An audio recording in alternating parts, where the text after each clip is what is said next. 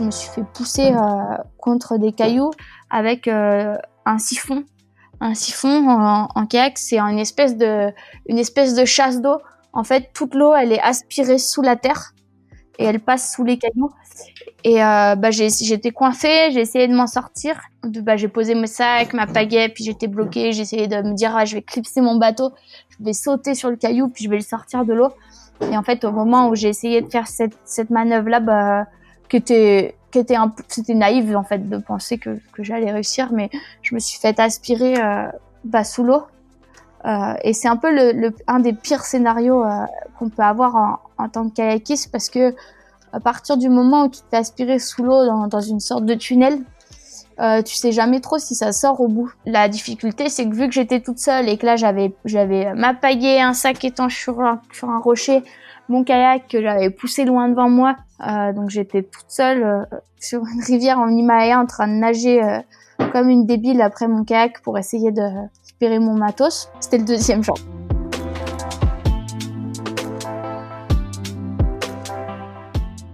Fais de ta vie un rêve et d'un rêve une réalité, nous dit Antoine de Saint-Exupéry.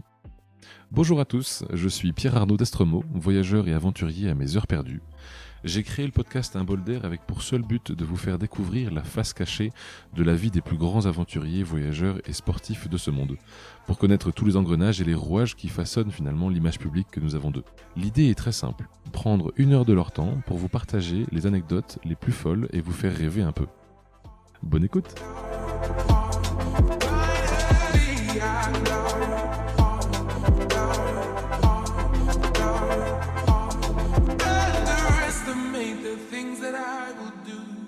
Bonjour à tous, aujourd'hui j'accueille Nouria Neumann. Bonjour Nouria. Bonjour. Est-ce que Nouria, tu pourrais te présenter s'il te plaît pour ceux qui ne te connaissent pas? Alors moi je suis une kayakiste en eau vive. Ça c'est mon sport et j'ai grandi donc dans les Alpes, dans un petit village entre Tignes et Val d'Isère, Villaret-du-Nial. Et assez tôt, j'ai commencé le kayak en club de manière classique et maintenant c'est plus ou moins mon métier. Et alors, tu dis que ça commence assez tôt. Qu'est-ce qui déclenche le... Après, t'es en montagne, qu'est-ce qui déclenche l'intérêt pour le kayak et pas pour le ski, par exemple? Alors j'ai fait les deux. D'abord du ski et ensuite du kayak. Et en fait, j'ai commencé le kayak grâce au Playmobil. Moi, je devais avoir 3-4 ans. J'étais fan, mais absolument fan de Playmobil. Je me levais à 4 heures du mat pour jouer en cachette au Playmobil, du coup. Et un jour, il y a des copains de mon père qui sont arrivés à la maison avec un gros kayak en plastique sur le toit de leur voiture. Et moi, dans ma tête d'enfant de 4 ans, je me suis dit, mais ça, en fait, c'est juste un méga Playmobil géant. Donc, j'ai demandé à mes parents si je pouvais en faire. Et ils ont dit non, parce que je savais pas nager. Donc, je pense que l'aspect jouet plus l'interdiction et le refus, c'est ce qui m'a vraiment donné encore plus envie d'en faire. Et ça commence à quel âge, du coup? À quel âge, quand tu commences à avoir je sais pas si t'as le droit de le faire à partir d'un certain âge. Il faut juste savoir nager ou est-ce qu'il faut peut-être une corpulence minimum? Alors, en fait, ça dépend vraiment des clubs. Donc, moi, j'ai pu commencer à 5 ans parce que j'ai pris des cours de natation tout l'été qui a suivi justement le refus de mes parents. Je suis rentrée à la maison avec mon canard jaune, écusson, le certificat que je savais nager 50 mètres toute seule, tu sais, l'aller-retour de la piscine. Et du coup, ils m'ont inscrit au club local qui prenait des plus jeunes que d'habitude. Parce que le fils de l'entraîneur avait le même âge que moi, donc on était un groupe de 4-5 tout petits, tu vois, 5-6 ans. Après, dans la plupart des clubs, sur les petits clubs, on prend encore des très jeunes sur les stages ou quoi. Je sais que moi, au club de la Plagne Vive, on avait des petites 5 ans comme ça. Après, dans les gros clubs, vu que c'est des structures déjà bien rodées, ils ont pas le temps vraiment de prendre des tout petits parce que ça demande vraiment plus d'attention. Il faut un encadrant par enfant. Et donc là, en général, l'âge de la pratique, c'est 8 ans. Et tu commences les compétitions dès tes 8 ans ou t'as une période d'entraînement, entre guillemets, avant de vraiment être capable de participer à des compétitions? Alors moi, j'ai commencé à 6 ans ma première compétition. Et je pense que le fait que, moi j'ai commencé dans un tout petit club et nos clubs ils sont financés par l'argent de la mairie, du département. Et pour justifier justement les budgets, les clubs souvent, vu qu'on n'a pas non plus un nombre d'adhérents extravagant par rapport à un club de judo, de gymnastique, souvent ils présentent aux mairies le nombre de participants à ce qu'on appelle la coupe des jeunes ou les petites courses régionales. Donc, ce qui fait que très tôt, on essaye de faire courir tous les gamins dans les compétitions, même s'ils gagnent pas, qui ait un fort taux de participation. Et puis très tôt, on est aussi encouragé à rentrer dans ce modèle-là. Donc, c'est ce qui s'est passé pour moi. Donc, j'ai fait ma première compétition à 6 ans. Et puis, je suis pas vraiment arrêtée après, quoi. Et alors, tu fais une section sport-études durant ton collège-lycée? Comment ça se passe? Alors, moi, c'est un peu compliqué. Il y avait du ski-études au Ok. collège de Bourg-Saint-Maurice. Il y avait pas forcément d'aménagement pour le kayak, mais après, ce qu'il y avait, c'était une classe de sport où on avait en fait le mardi après-midi libéré pour aller dans nos clubs. Donc plutôt que d'avoir des emplois du temps un peu avec des trous et des heures de permanence, et ben en fait notre emploi du temps était plus condensé que celui des autres classes et on arrivait à avoir Mhm. un après-midi libéré où on sortait du collège et on pouvait aller s'entraîner dans nos clubs. Donc j'ai fait ça au collège et au lycée, il y avait pas mal de pression de la fédération pour que j'aille en pôle d'entraînement. Donc Mhm. c'est-à-dire une structure fédérale avec un entraîneur de slalom qui est la discipline olympique. C'est tout un peu hyper bien organisé. Sauf que moi, mon pôle d'entraînement, c'était à Nancy. Ok. Et quand tu as grandi en Savoie, te dire je vais aller à Nancy, donc à l'autre bout de la France, pour m'entraîner dans des conditions qui sont relativement similaires à celles que j'ai moi, j'étais pas non plus prête à le faire parce que ça marchait bien pour moi. Et donc du coup, je suis restée au lycée à Moutier en classe sport. Donc là, c'était une classe avec du sport en plus, une autre demi-journée par semaine et surtout des sports d'extérieur. Donc on avait du ski de fond, du ski de rando, de la course d'orientation, de la course à pied. Et ça me permettait d'avoir un peu un cadre pour faire l'endurance fondamentale. Et vu que j'étais en internat, assez tôt, mon entraîneur il descendait plusieurs fois par semaine pour le club à Moutier. Et au lycée, j'ai commencé aussi à m'entraîner toute seule, donc à laisser mon bateau dans les locaux du club de Moutier et à y aller hyper tôt le matin ou la pause entre midi et deux, je la sautais. Et du coup, dès la seconde, j'arrivais à m'entraîner tous les jours, une fois, voire 2 fois par jour. Et comment tu choisis cet entraîneur du coup? Comment tu t'es décidé de travailler avec lui? Est-ce qu'il t'était attitré ou est-ce que tu as fait Alors en fait, c'était une juste, sélection? moi j'ai changé de club, j'étais au club de La Plagne Ouais. et c'était l'entraîneur du club de La Plagne. Donc j'ai pas choisi, mais j'ai eu énormément de chance parce que c'était un super entraîneur et que ça se passait vraiment vraiment très bien sur le plan des entraînements et aussi sur le plan humain où je pense, enfin pour moi en tout cas, c'était important d'avoir un entraîneur qui soit bon au niveau technique et qui puisse bien me coacher, mais aussi quelqu'un que j'appréciais parce qu'au final on passe enfin c'est la personne que tu vois le plus quoi de ton entourage. C'est-à-dire que à partir de la seconde, mon entraîneur, je passais plus de temps avec mon entraîneur qu'avec mes parents ou mes amis. Donc il y a intérêt à bien s'entendre avec lui. Ouais, c'est mieux quoi. Après ça dépend des gens, hein. Il y en a qui arrivent plus à séparer le sportif du personnel. Moi, je sais que j'ai quand même toujours un peu eu besoin d'avoir des affinités, que ce soit sympa, qu'on se marre à l'entraînement, parce que il y a des moments c'est pas toujours hyper drôle quoi. Bon, et alors à partir de quand ça commence à être un succès? Quelles sont tes premières victoires?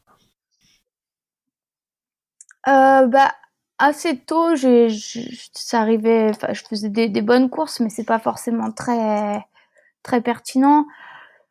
Après, en troisième, donc j'étais quand même assez jeune et j'ai réussi à faire une finale sur le championnat de France senior. Donc à rentrer dans le top 10 chez les seniors quand t'as 14-15 ans, c'est pas mal, tu vois.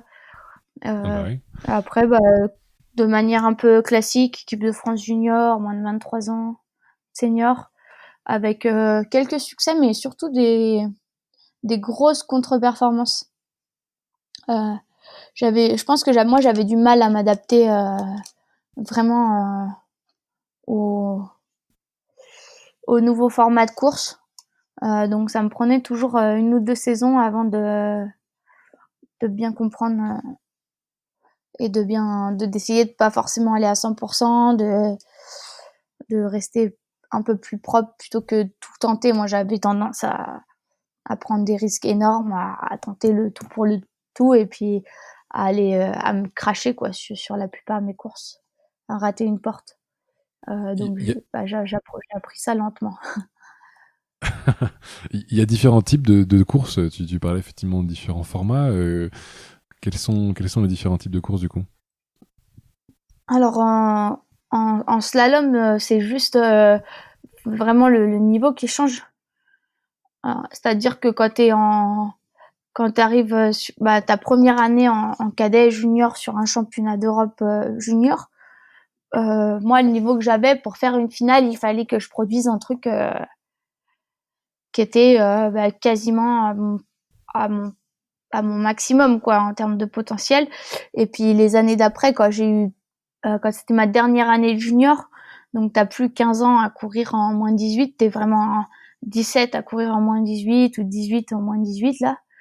Et t'as plus de marge et du coup tu peux te permettre aussi d'arriver sur les courses avec cette marge là et à construire une stratégie où en qualification tu vas faire ce qu'on appelle poser ta navigation, c'est-à-dire que tu vas naviguer à 75%. Et après en demi-finale là tu donnes tout pour passer dans la finale et ta prise de risque au final tu la prends vraiment ta dernière manche de la journée, celle où tu vas jouer le podium. Euh, et moi, j'avais du mal à m'adapter un peu à tout ça jeune. J'avais tendance à baisser la tête et à aller à fond. Et le problème, c'est qu'assez régulièrement, j'ai eu quelques médailles en junior, mais dans l'ensemble, j'avais quand même une grosse tendance à aller à fond, mais droit dans le mur, quoi. Et alors, c'est quoi la différence avec le kayak extrême du coup entre le slalom et le extrême? Et kayak extrême, le slalom, c'est très encadré, c'est une discipline olympique.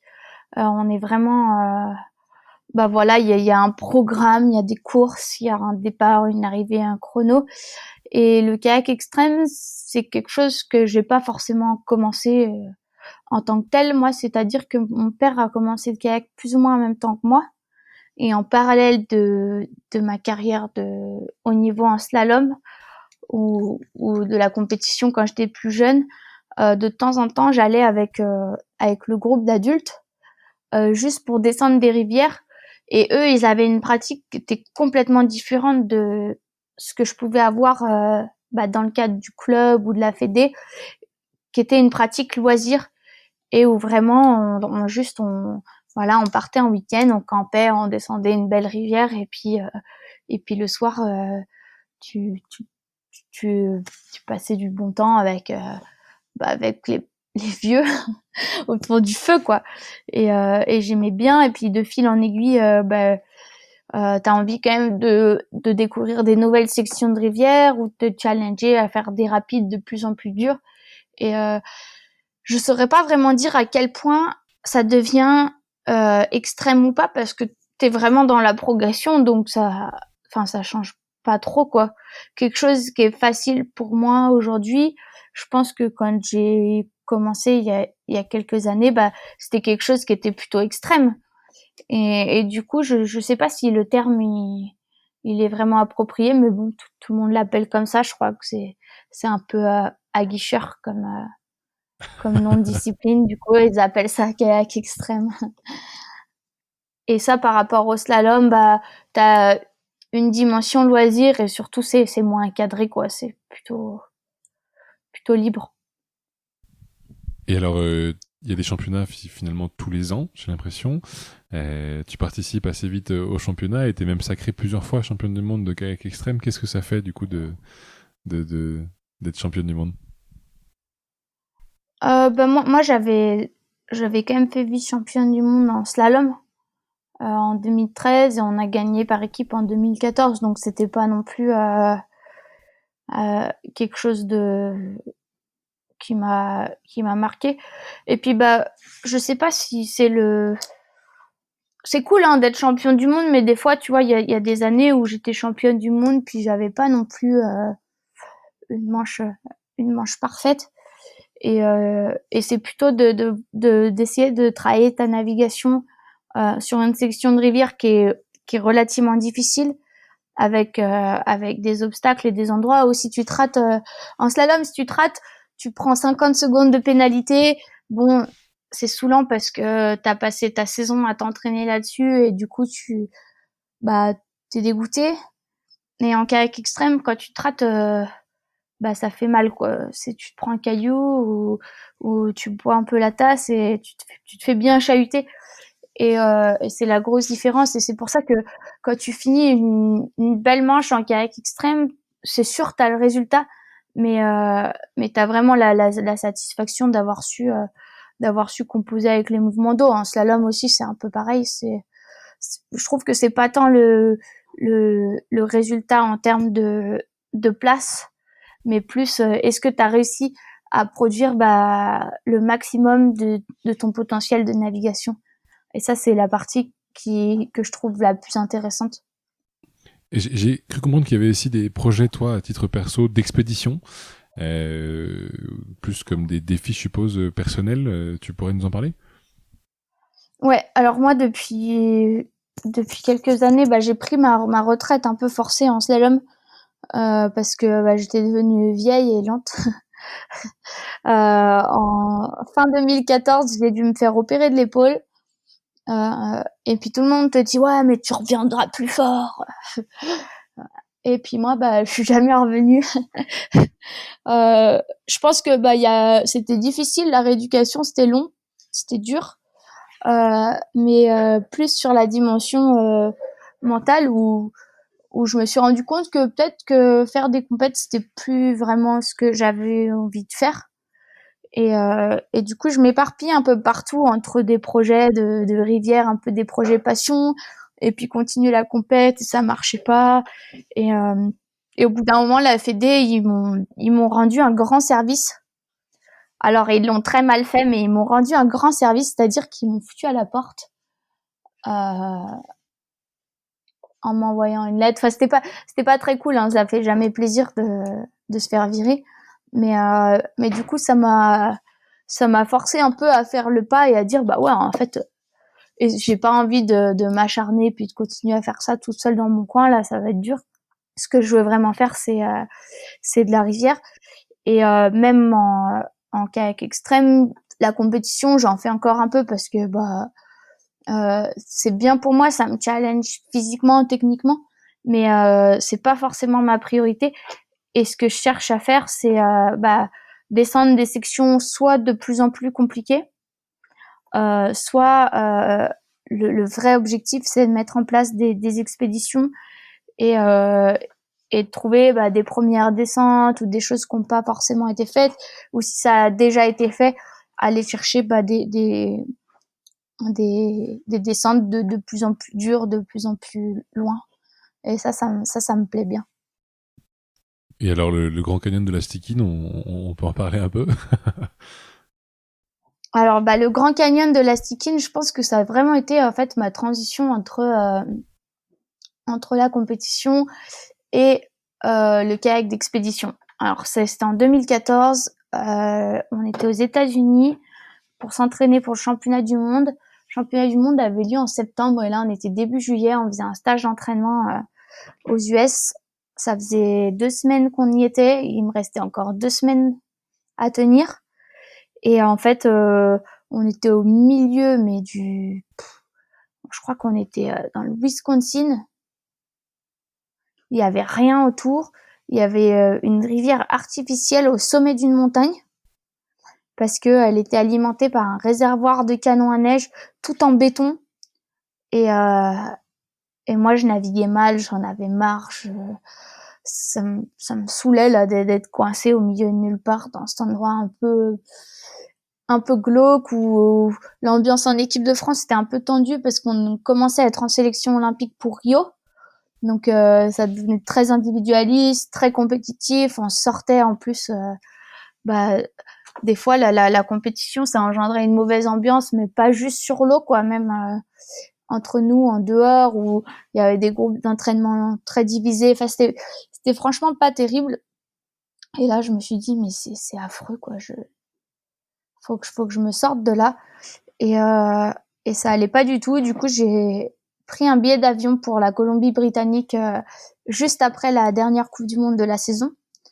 Et donc, mi-août, au lieu de continuer à m'entraîner vraiment sérieusement pour le championnat du monde, je suis partie toute seule en Colombie-Britannique 3 semaines et demie, sans bateau de slalom, donc sans rien pour m'entraîner. Et je me suis dit, je vais aller sur la Stikine. Et je suis arrivée toute seule, un peu sans programme. J'ai rejoint un groupe de Québécois. On a fait une première descente de la Stikine et après j'ai d'autres amis qui arrivaient.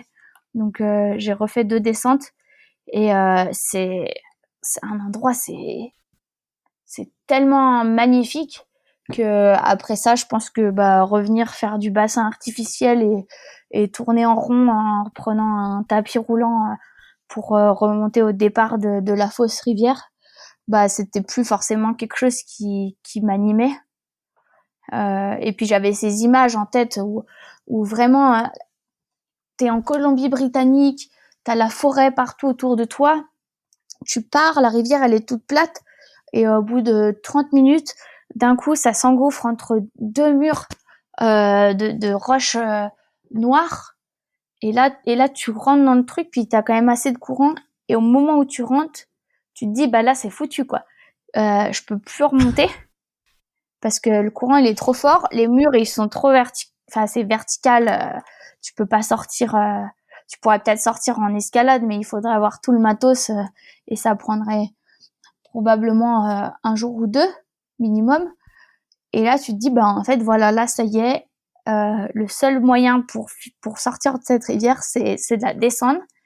Et c'est des rapides magnifiques, j'étais avec des gens hyper sympas et j'en ai gardé un souvenir génial quoi. C'était quand j'y arrivais pas là à l'entraînement en slalom, des fois je fermais les yeux puis je pensais à ces falaises et à cette rivière et au rapide de la Stikine, puis ça me calmait un peu les nerfs.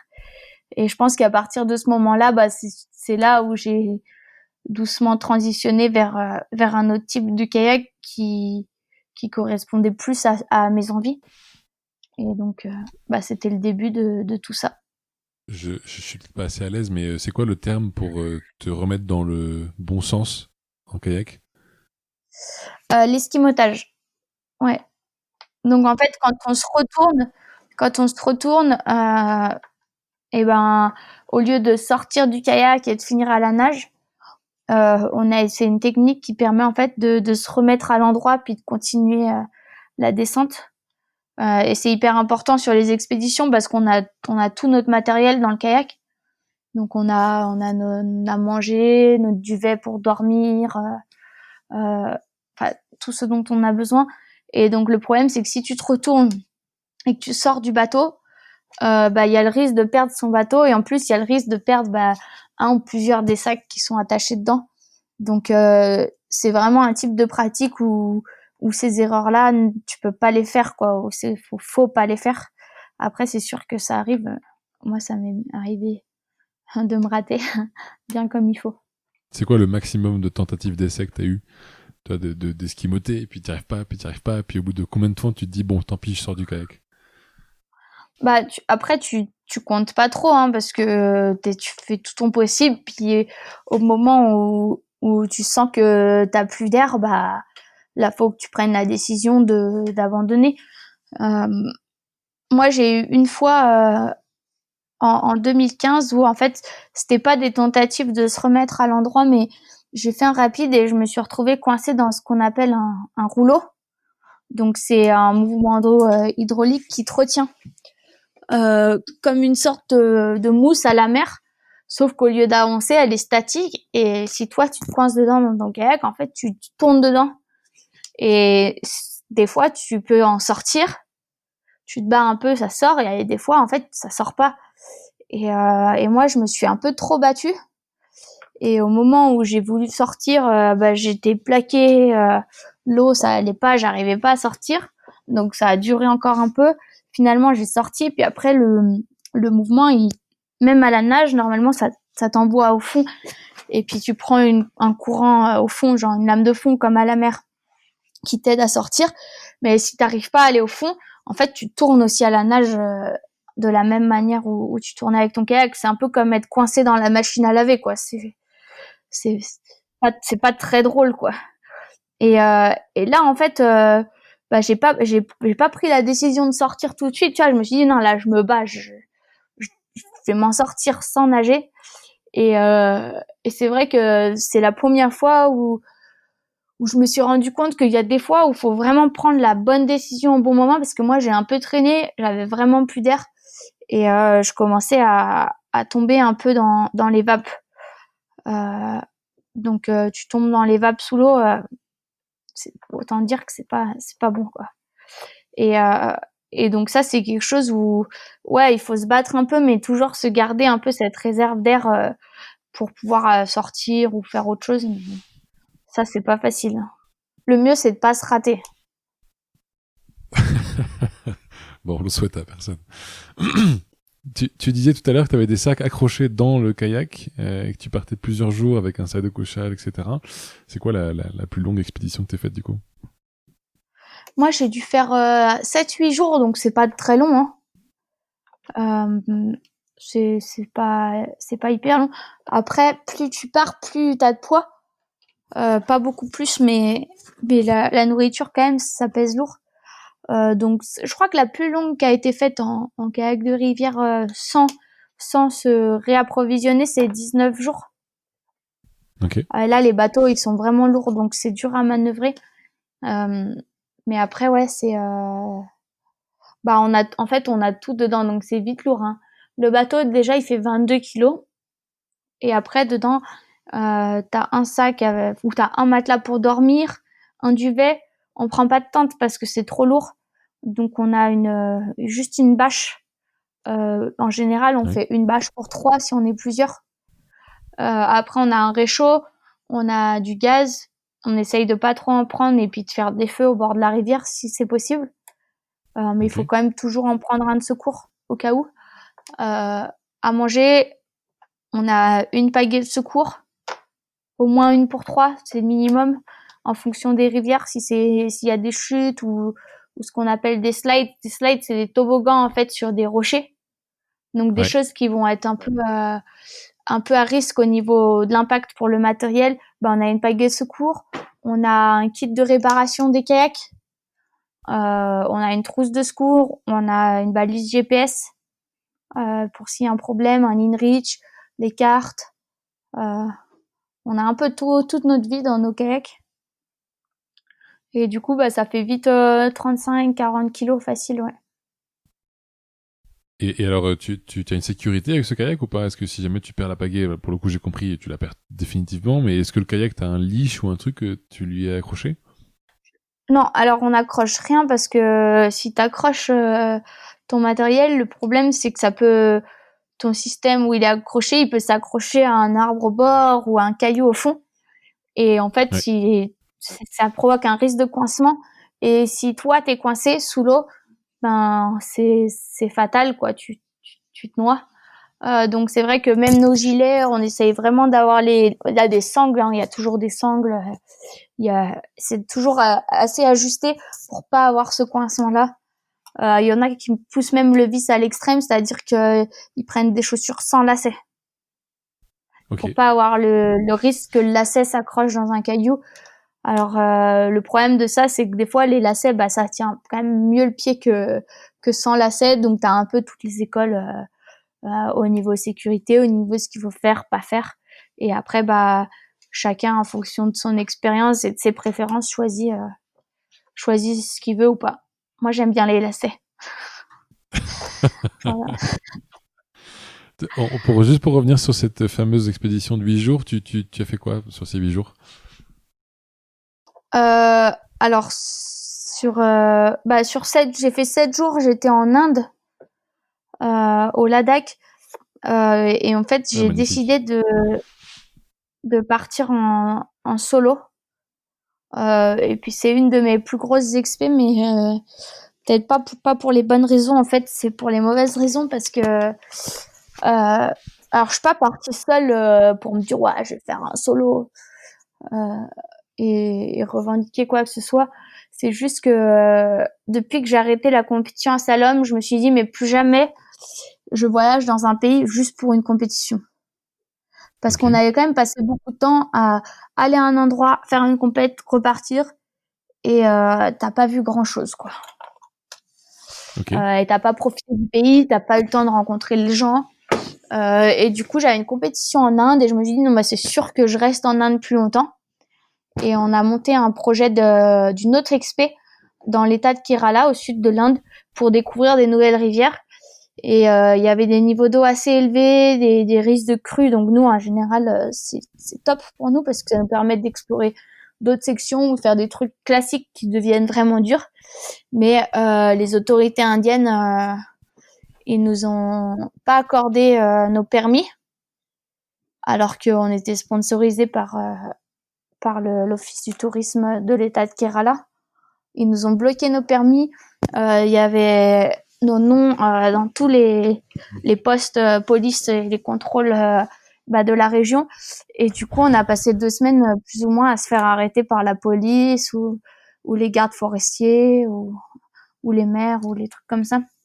Donc c'était assez frustrant en fait d'essayer de monter un projet d'exploration et de se faire un peu saboter par un de nos partenaires qui était le gouvernement local. Donc on a quand même réussi à faire une ou deux descentes en contournant les règles. On s'est fait arrêter par la police. Une fois, on a vraiment fini au poste. Et ça sentait pas bon. Moi, j'étais là, bon, je demandais à l'officier si je devais appeler mon ambassade tout de suite. Et puis après, ça s'est vite calmé. On a fait des selfies avec la police et puis ils nous ont laissé partir. Ça, je pense qu'en France, ça marche pas, tu vois. J'ai jamais essayé. En général, quand je me fais arrêter par des gendarmes ou quoi en France, j'essaye de pas trop la ramener. Je fais pas trop ma fière. Et puis t'essayes une ou deux petites blagues, ça marche pas du tout, quoi. Alors que les Indiens, quand même, ils sont plutôt relax. Mais après, ça dépend du gendarme que t'as, quoi. Les pires, je pense, c'est les Chinois. La police chinoise, c'est là, tu rigoles pas, ils sont pas drôles, et puis, ils veulent pas de selfie, eux. S'ils peuvent te latter direct, ils le font. Et du coup, ouais, on n'a pas pu naviguer. Moi, ça me saoulait un peu parce qu'il y avait tout le temps du monde. C'était hyper, les gens étaient très intrusifs.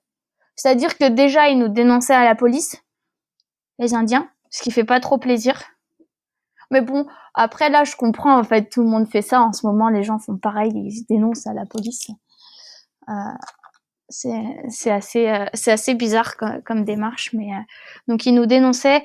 Et puis même quand t'arrivais à un endroit, ils touchaient ton matos. Enfin, moi, j'ai une poche à l'avant de mon gilet. Qui est quand même juste au niveau des seins, tu vois. Puis t'avais des gars qui arrivaient, qui m'ouvraient ma poche et qui regardaient ce que j'avais dans mes poches, quoi. Des gens que je connaissais absolument pas. Et donc c'était un peu oppressant d'avoir tout le temps des gens et qui viennent tout le temps parler ou toucher ou prendre des selfies. Et je pense que là c'est quelque chose il y a une grosse différence culturelle où moi j'avais du mal à m'adapter. Je me suis dit vas-y là on a rien fait en Inde.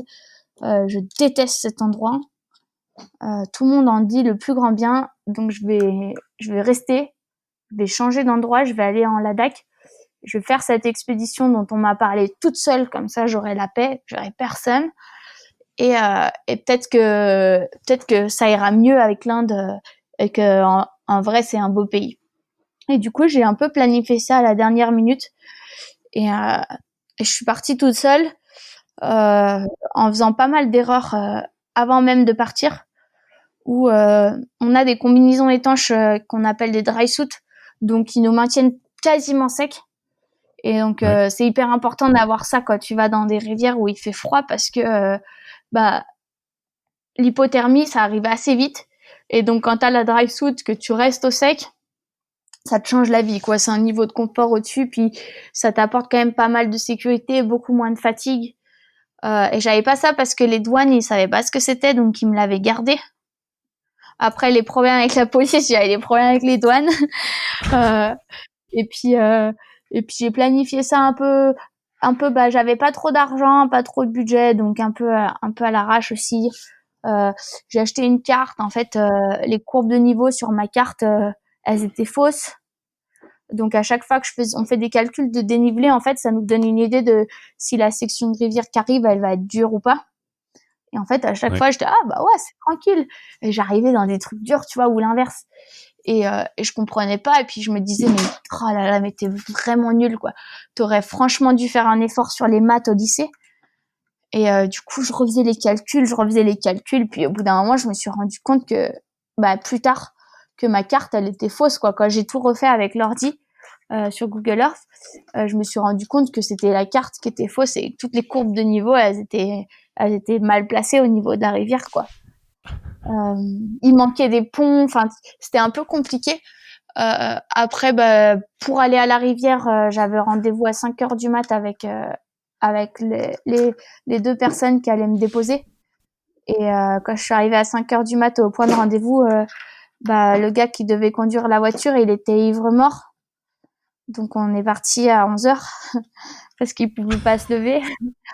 Et du coup, tu prends du retard et puis tu cumules un peu les conneries. Et la plus grosse connerie, c'est moi qui l'ai faite, c'est que j'étais pas bien acclimatée, j'avais un peu le mal d'altitude, je faisais pas gaffe, j'étais pas bien concentrée. Et en fait, je suis partie dans un rapide sans repérer. Et c'est un rapide, j'aurais dû déjà savoir qu'il y avait un rapide difficile à cet endroit-là. Mais mes recherches, je les avais fait un peu vite fait. J'avais pas une très bonne connexion internet. Bref, encore une petite erreur. Mais surtout, j'ai pas fait gaffe et j'ai flotté dans un truc qui était plus gros que ce qu'il faut pour y aller, ce qu'on appelle à vue, donc sans repérage.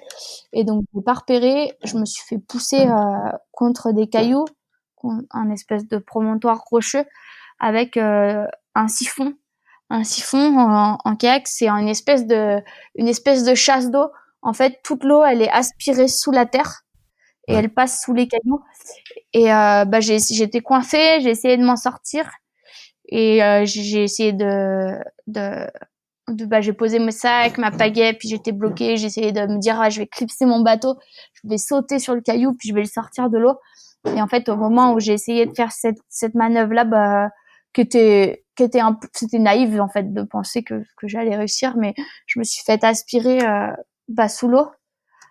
Et c'est un peu un des pires scénarios qu'on peut avoir en tant que kayakiste, parce que à partir du moment où tu te fais aspirer sous l'eau dans une sorte de tunnel, tu sais jamais trop si ça sort au bout.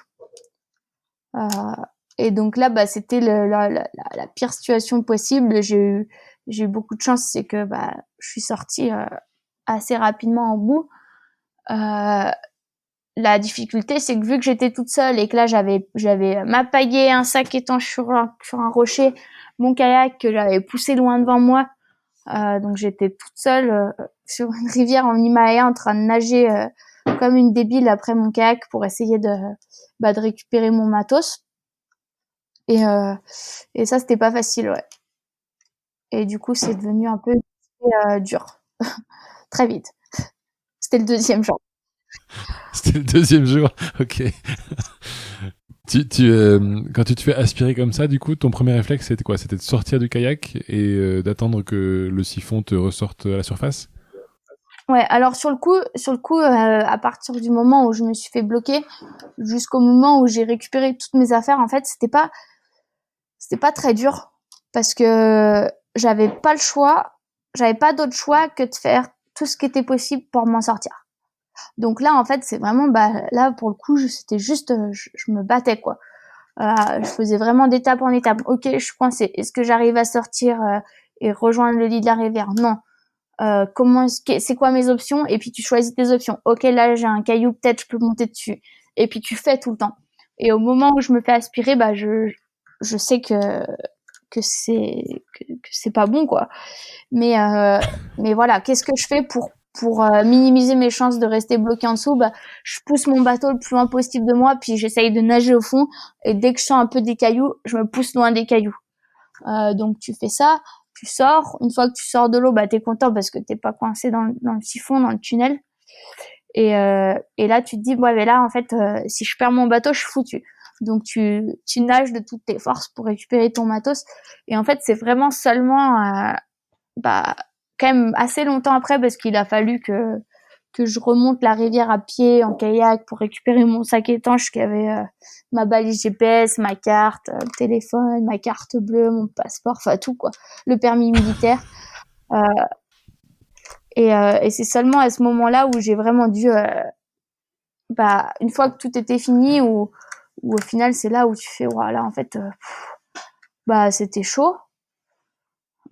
J'ai eu de la chance, et puis tu t'en veux terriblement, et puis c'est à partir de ce moment-là où moi j'ai vraiment commencé à être en colère après moi-même, puis à avoir peur, quoi, à réaliser ce qui venait de se passer, et à réaliser que j'avais eu beaucoup de chance. Et là, ce qui est compliqué, c'est que c'est un peu comme sur la stickine, t'as pas trop le choix.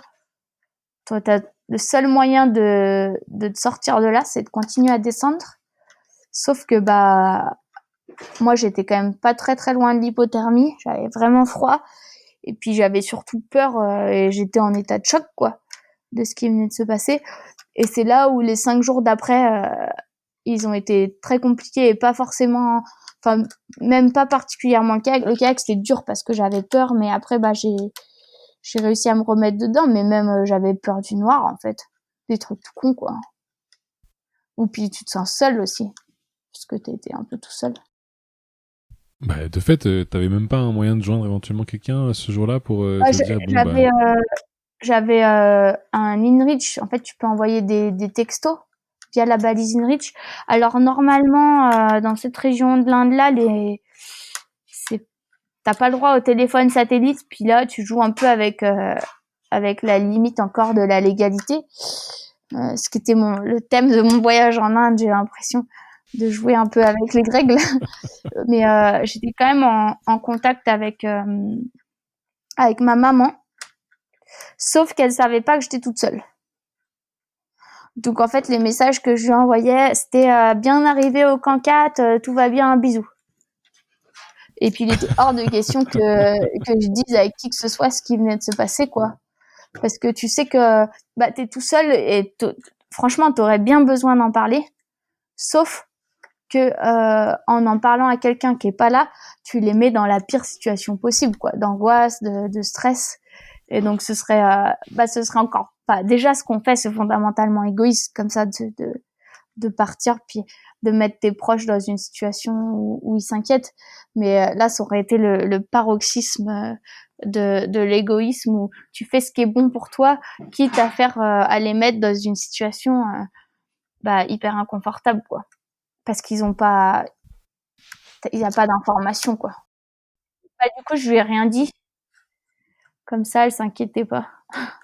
Mais j'avais quand même un moyen de communication si jamais les choses, elles tournent très mal.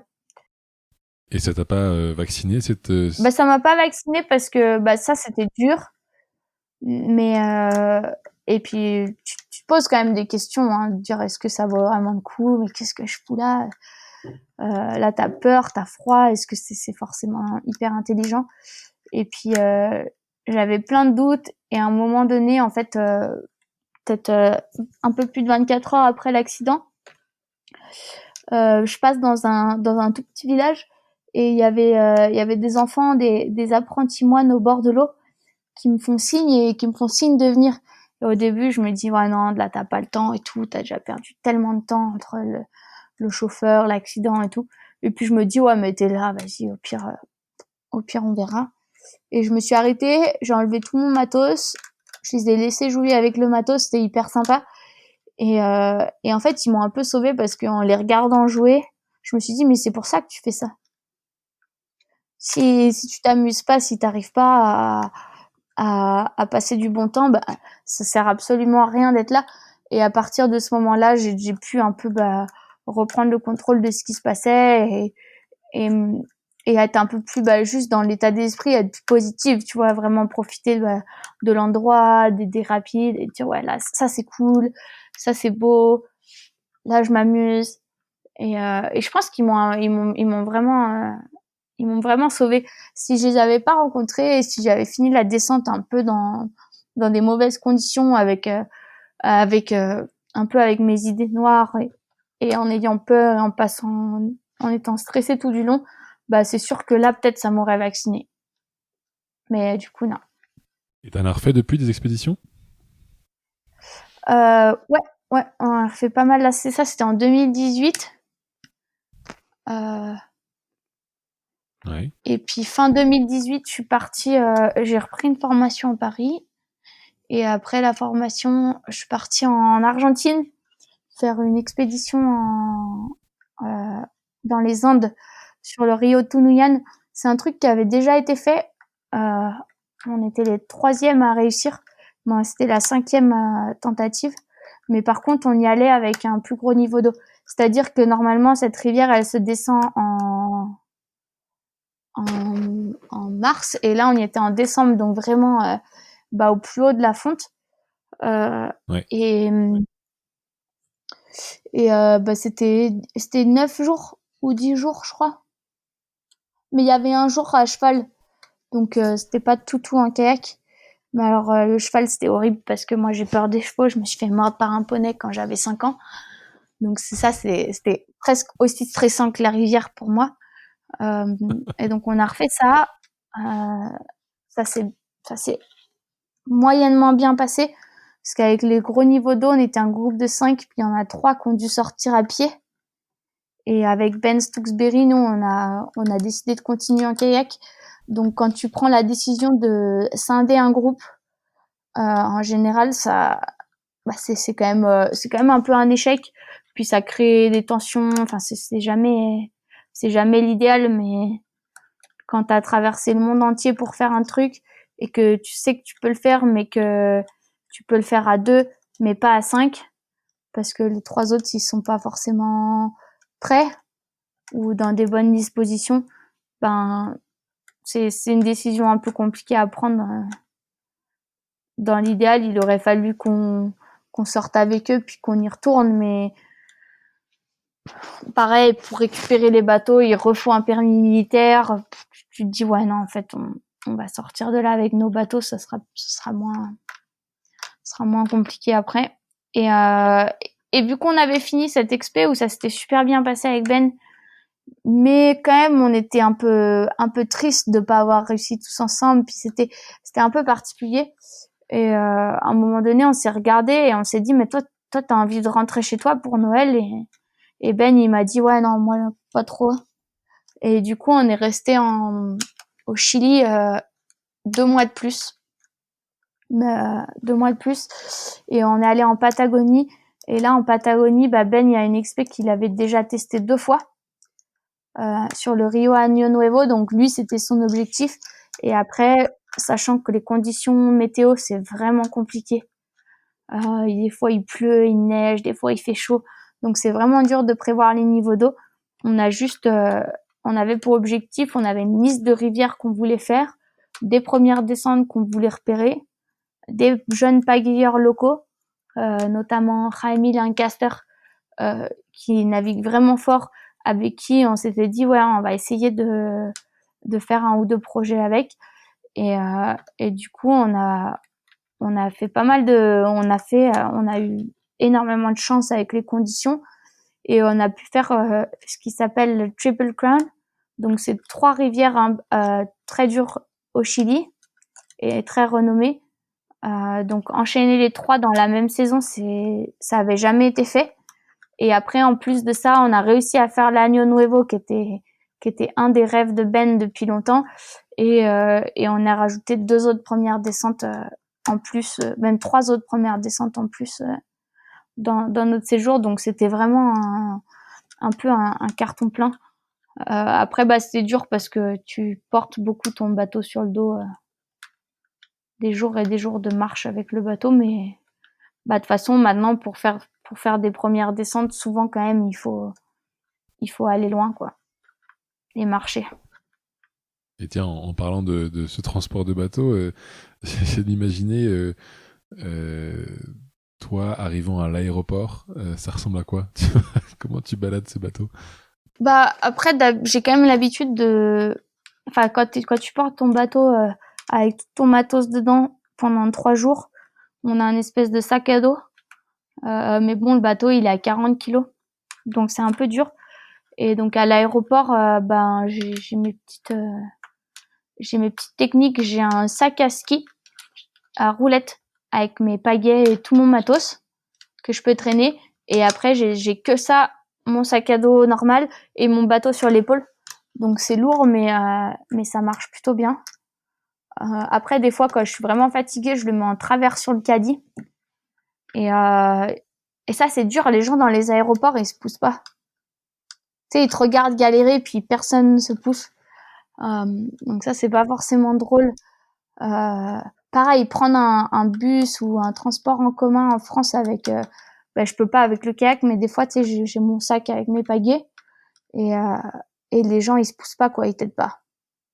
Et en Amérique latine, c'est assez cool parce que, surtout quand t'es une fille, il y a une culture quand même très macho. Et des fois, c'est pratique parce que, du coup, les gars, ils se sentent obligés de t'aider. Et donc, t'as tout le temps quelqu'un qui t'aide un peu avec ton sac ou qui demande aux gens de se pousser. Donc, t'as vraiment des endroits plus faciles que d'autres pour voyager. Mais en général, ouais, l'expédition, elle commence à l'aéroport, quoi.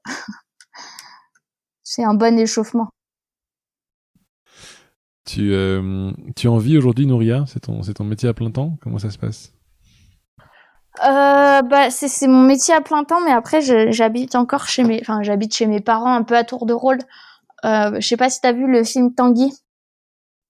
Ouais, C'est un gars qui a plus de 30 ans, qui habite chez ses parents, puis ses parents, ils en peuvent plus de lui, puis ils essayent de le virer à tout prix.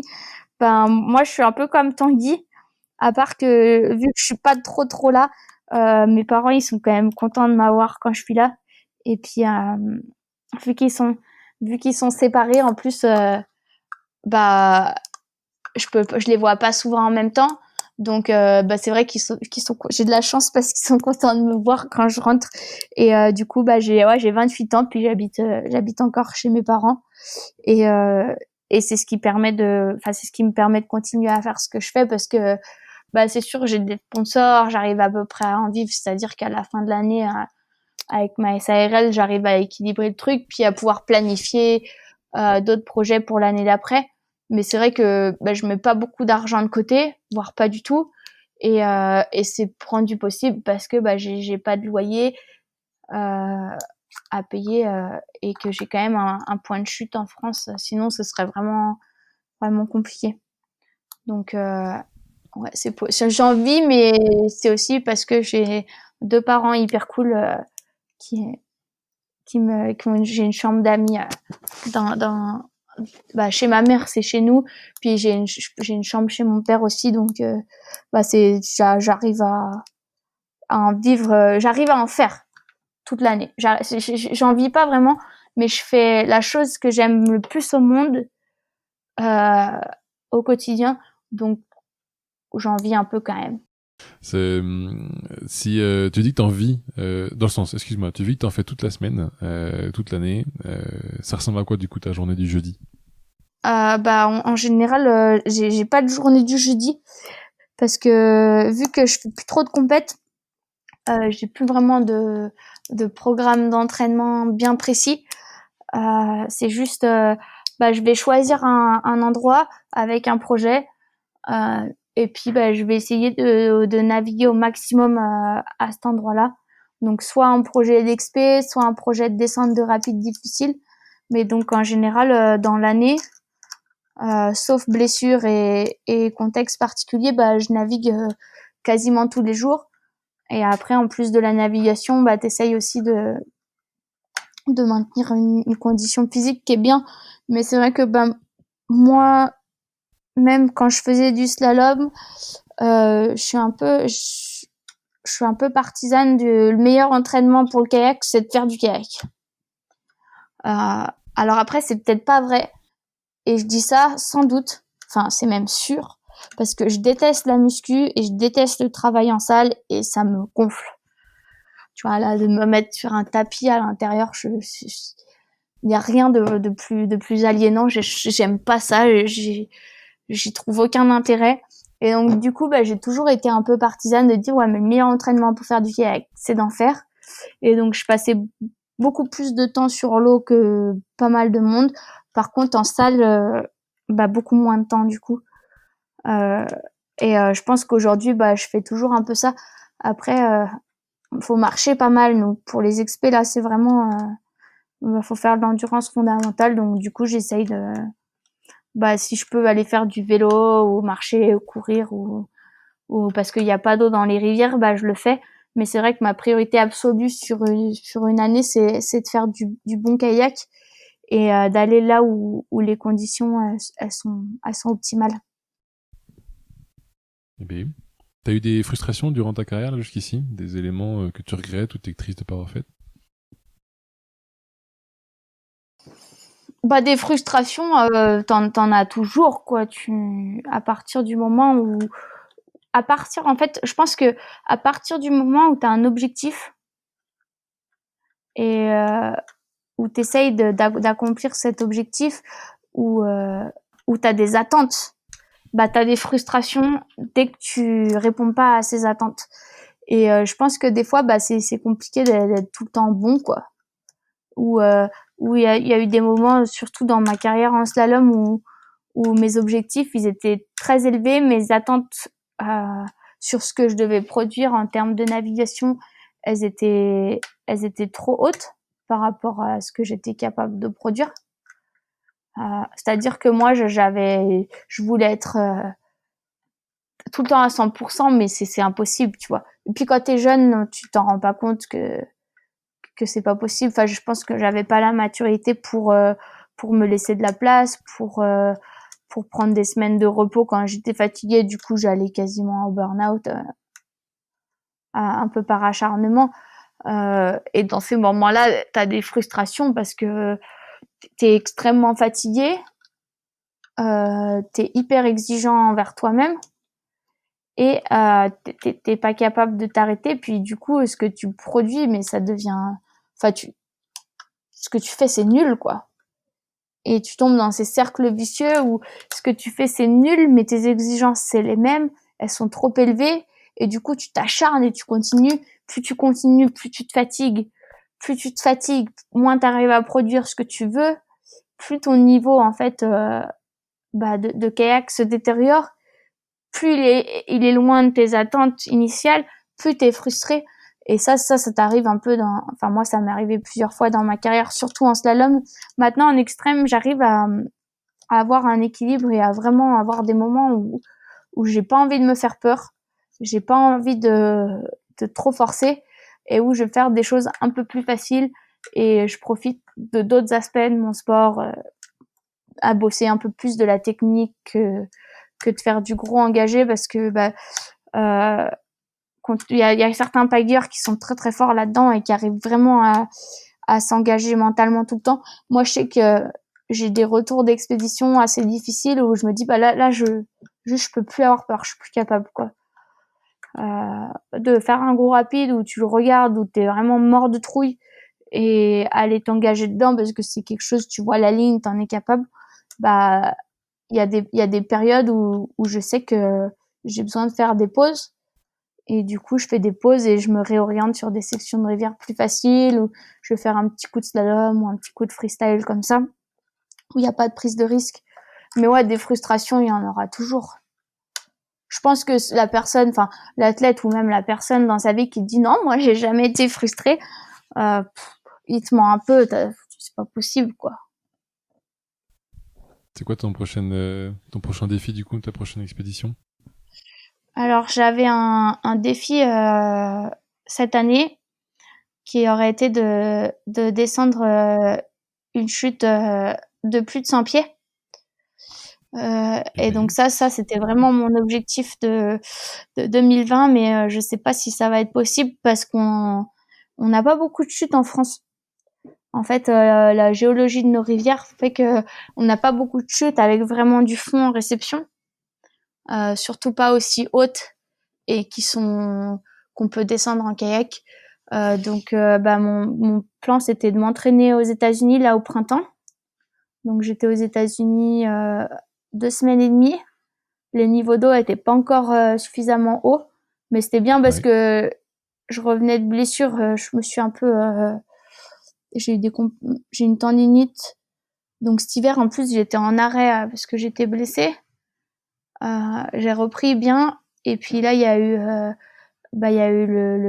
le coronavirus et j'ai fait le choix de partir des États-Unis direct pour revenir en France juste avant le confinement. Et je suis très contente de l'avoir fait parce que être coincée aux États-Unis avec un système de santé qui me semble assez douteux et un gouvernement qui fait des choix aussi assez étranges, je suis quand même bien contente d'être ici, confinée en France plutôt que là-bas. Mais c'est vrai qu'au niveau sportif, je sais pas combien de temps ça va durer. Je serai pas entraînée parce que c'est sûr, tu peux faire du gainage sur un tapis, mais moi, ce que je fais, ça m'aidera pas quoi.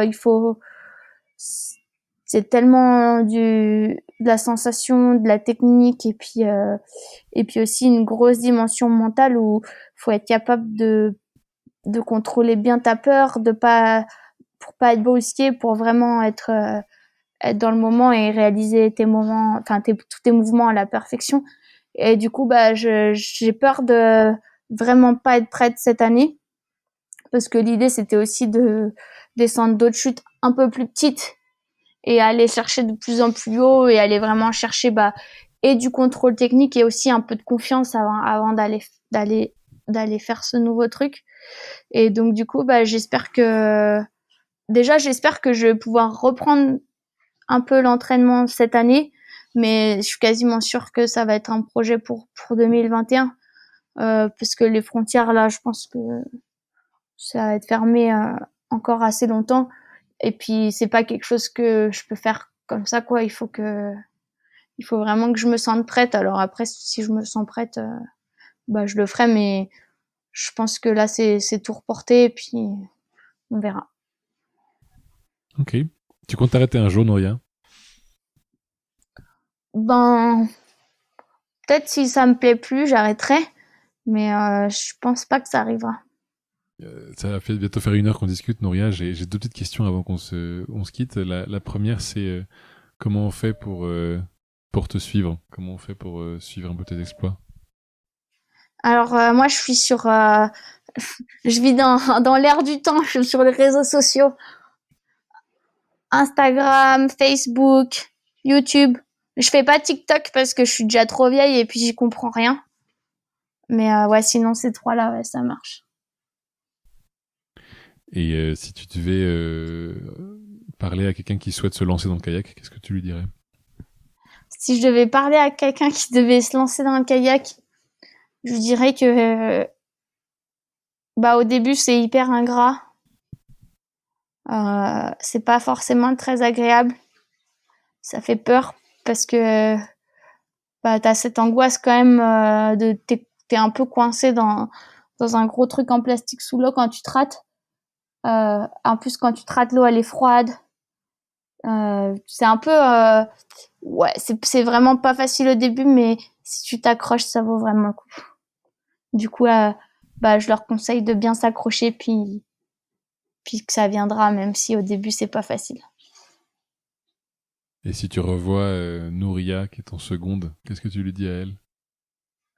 Nouria qui est en seconde, je lui dirais, je lui dirais de se calmer un peu. Qu'elle est pas obligée de s'entraîner tous les matins à 7h du mat quand il fait -3. Parce que il y a des fois où c'est contre-productif et où prendre un peu de recul c'est pas forcément plus mal, mais elle m'aurait dit ouais vas-y tu dis n'importe quoi, tais-toi, puis elle l'aurait fait quand même parce que Nouria en seconde c'était un peu une ado rebelle. Ok. Merci Nouria pour ce temps. J'étais ravi de faire ta Ouais, de connaissance rien. et découvrir un peu ces expéditions. Ça fait bien rêver. Donc on a hâte de découvrir le saut de 100 pieds du coup. Ouais, peut-être un jour, peut-être pas, hein. Peut-être que je vais faire ma poule mouillée et que je vais annuler ce projet-là. Ça roule. On verra. À bientôt Nouria. Ouais, au revoir.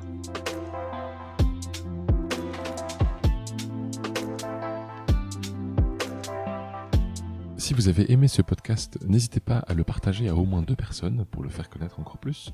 Et pour ne rien rater des prochains épisodes, abonnez-vous à la page Facebook et à la chaîne. À bientôt.